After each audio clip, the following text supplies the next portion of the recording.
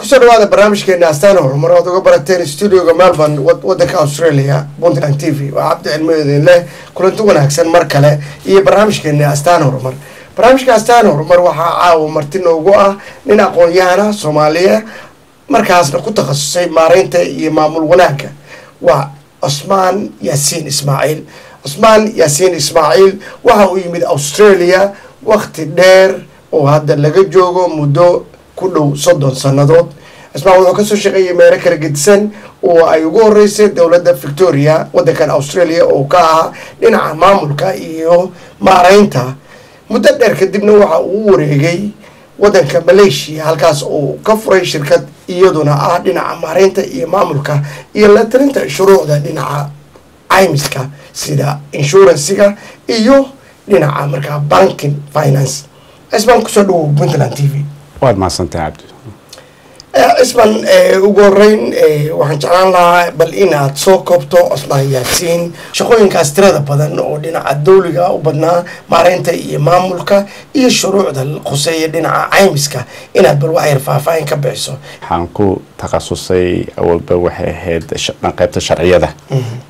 dawladda iyo maamulka shaqada iyo tababarka shaqaalaha arrimaha aan ku taqalusay shaqada aan qabtana haddana waa arintaas un bay qoseysaa ee noqota sidii shaqadii loo maamulo lahaa sida ugu wanaagsan oo loo maamulo lahaa sidii shaqaalihii loo tababari lahaa iyo howlguleedka ay muxuu ahaa shirkadaasu ay qabato baan ka caawiyaa dad badan oo Soomaaliya ayaa wadankan ku leh meherada badan oo kala gedisan waxaan dhihi karaa qaybo badan bay leeyihiin dadku muddo dheer kadib waxaad arkaysaa horumar badan bay sameeyeen maxaa is leedahay marka dadka Soomaalida oo aad la kulanto ama la taliso level intee leeg horumar intee leeg ayay gaareen ma soo gaarnay bulshadii inaga soo horeysay dhinaca maamulka iyo mushtarka kala gedisan oo aan sheegnay yaha abdi sababi horta ugu weyneed aan oga soo noqday wadanka Malaysia markaan ka shaqeynay waxa kamid ahayd horumarkii aan arkay ummadeena Soomaalida ku nool wadanka Australia ay gaarta ama ay bilowday haddii aan dib ugu noqdo wadanka waaganimo dhowr 30 sano ku dhawaada shaqooyinkan soo qaban jirnay ama aan ku bilownay warshadaha laga shaqeeyay ama taxi la wado waxyaalihii aad i cajaabiyay shantii sano ugu dambeysay horumarkii aad u weyn aan gaarnay waxay ahayd shirkadaha dadkeenii ay furteen iyo horumarkii ay gaareen taas daraadeed baa ugu weyneed arinta aniga igu qasabtay in aan dib ugu soo noqdo wadankii oon ka caawiyo dadkeenii oo ku cusub waxyaalaha dawladda shirkadaha ama dawladda qoseeya si aan qayb uga qaato oo aan gacan u siiyo maamulkaaga iyo horumarkooda yaasko waxyaalaha hadda aad isleedahay waa kusoo kordhiseen dadka Soomaalida dabcan dadyooga kale maxaad isleedahay waa ugu weynta oo aad tala ka siisaan dadka waxaan tala ka siinaa qaybaha ugu weyn waxa kamid ah sharciyada wadanka sharciyada wadanku aad bay mararka qaarkood u adag yihiin luqadaha lagu qoro iyo sida loo isticmaalo iyo dhaqankeeda maadaama aan dhaqankeedan ku cusubnahay weli wadankan Australia dadkeena inta badanna ay yimaadeen 20 sano u dambeysay in aan aad uga caawinasay u fahmi lahayn ama sidii aan gacan uga siin lahayn si horumar oo laan u fahmi lahaayeen sharciyada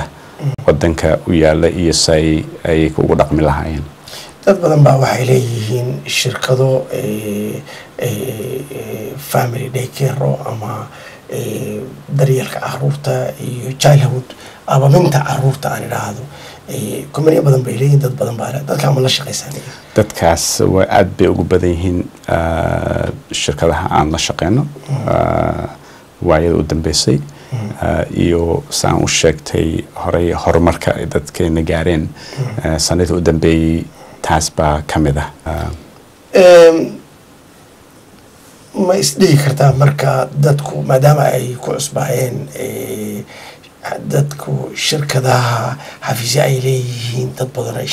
shaqo siiyeen oo ay soo galeen stagekii magaranaysa aan irahda middle class ay noqdeen marka dadka aad trainingka siiseen sidee bay u socdaan howluhu soomaalidu ma dad fahmay nidaamka iyo shuruucda طبعا waa fahamsan yihiin marka iyagii baaba business yale marka ma isdhihi kartaa markaan waqti dhow waa ka kaaftoomayaan in ay consultant ku xiraadaan oo iyagu markaa ay iswadi karaan horta consultantku ama la taliya dadka la taliya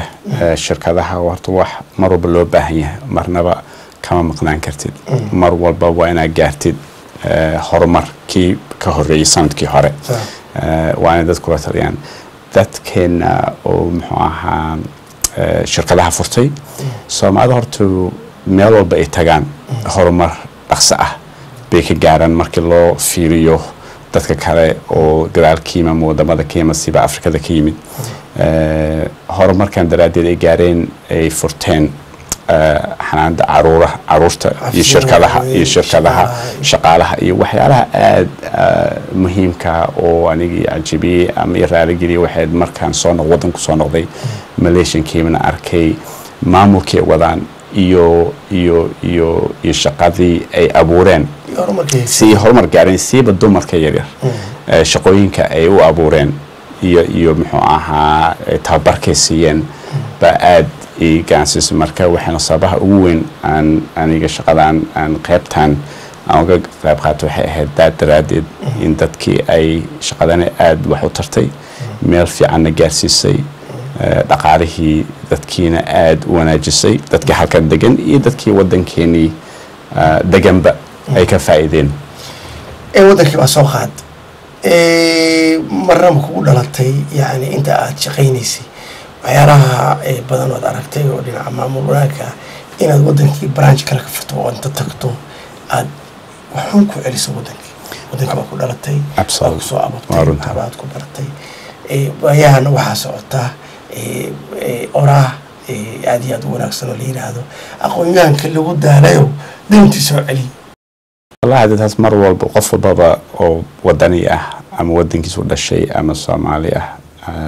taasi mar walbaba uu ku fikirayo wax walbaba waxay leeyihiin stage la maro haddaan stageada qaarkood aad ka boodana dhibkeeda leedahay waxyaalaha muhiimka horta waa in wadankii aad degantan wax ka baratid aqoontoodii aad baratid markaad aqoontii baratid waa inaad aqoontii bartid marka dad kale markii aqoontii waxaan ku jiraa waqti dadkii ila deganaa wadankan ila degan inaan uga faa'iideeyo aqoontii aniga aan yeeshay 30 sano u dambeysay markii aan taas ilaahay guulka aan ka gaarno markaas way noqonaysaa stage-ka saddexaad in la aado oo loo gudbo Osman Yasin Ismail بريتو اسمينه waxaa dhacay isbedel lagu sameynayo shuruucda lagu maamulo dheekeerada ama businessyada badan oo aad talada siiso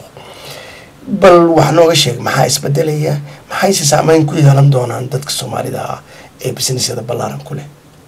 wallahi sharcigan isbedelkiisa muddo bay socotay sanadkii hore dhamaadkiisii bay sharciga markii hore dawladda soo rogday bil kadibna markii wasiirkii cusub uu yimid ama wasiirkii shaqada laga bedelay in dib loo dhigo bay noqotay saa la socoto dhowr asbuuc ka hor bay dawladdu cusub sharcigan soo saartay sharcigan oo saameynaya dadka caruurta haya ayakana waalidka ah oo caruur dhalay caruurtoodana loo hayo oo dawladdu ay kan lacag ka bixiso saa sheegtay beriosina 12 October ay sharcigaasu in la hirgeliyo ay tahay waxay ku qasbaysaa marka in ay waalidkii caruurta dhalay maalintaas caruurta loo hayo inaysan ayakii ay shaqayn karin ama caruur kale aysan hayn karin waa loo ogolyahay inay meel kale ka shaqeeyaan oo aan ku xirnayn saa sheegtay shirkadahan family daycare-ka ama meesha caruurta lagu hayaysa ku xirnayn taasi baa quseynaysa ama waa inuu waalidkii iskuul aado ama waa inuu meel kale u ka shaqeeyo muddo adiga 2 saac ugu yar tahay maalintaas markaas wuxuu u noqonayaa eligible aan iraahdo in markaa uu ilmihiisa loo hayo oo qof kale oo asoo kale ah shaqadaas nooca uu qabta loo ogolaado in caruurtaas loo hayo marka sharcigaas waxay noqonaysaa in la fuliyo muxuu keeni karaa markaa kombaniyaasha maalan wax ma u dhimaysaa dhinaca dhaqaalahooda iyo yani lacagihii ay maamulayeen oo ay ku maamulayeen family daycare way quseynaysaa shaqadii aad bay u yaraanaysaa meelaha qaarkood waxaa laga yaabaa 50% ama 40 inay ka yaraato marka laakiin waxaan rajaynayaa haddii Ilaahay yiraahdo in ay sabab kale imaan doonaan oo looga baxo wax walba waxay leeyihiin horumar wax walba laga soo xiro mid kale boo Ilaahay ku furaya marka waxa way muhiim inaan baran sharciyadii wadanka waxay yihiin oo aan ogolaano sharciga wadanka markaa jira inaan fulino laakiin ay noqoto in aan raadino waxyaalo kale oo bedeli karaya waxyaalaha oo hadda u keenay in shaqadii ay dib u dhacdo ismaan su'aashada ugu dambaysa maxaa kula talinaysaa dadka businessyada ku jira inay iska ilaaliyaan si shaqadii ay u socoto oo ay u sii jirto mushtarka aan ku jirno wallahi waxaan kula talin lahaa wax iska ilaaliyaan ma aha waxaan kula talin lahaa inay shaqadan tahay shaqo aad iyo aad u wanaagsan oo dadkeeni iyo caruurteeni iyo dadkii ehelkeena wadanka jooga aad iyo aad wax u tartay shaqadan waxay muddo soconaysa dad qaarkood waxay ku leeyihiin shaqadan waa dhamaanaysaa bil baa hartay dhowr bil baa haray waxaan igu aaminsanahay dawladuna aaminsan tahay in shaqadan ay soconayso waqti aad iyo aad u dheer marka waxaa muhiim ah in aan fulino wixii ay dawladda naga codsato oo magaceena iyo sharafteena noogu jira si ay u arkaan dad shaqaysana inaan nahay dad waxbarna inaan nahay aanan muxuu ahaa marnaba aysan niyadda naga jabin aan mar walba raadino si aan arin cusub u keeno saan haddaba u keenay 5 sano ka hor ma jirin shirkadahan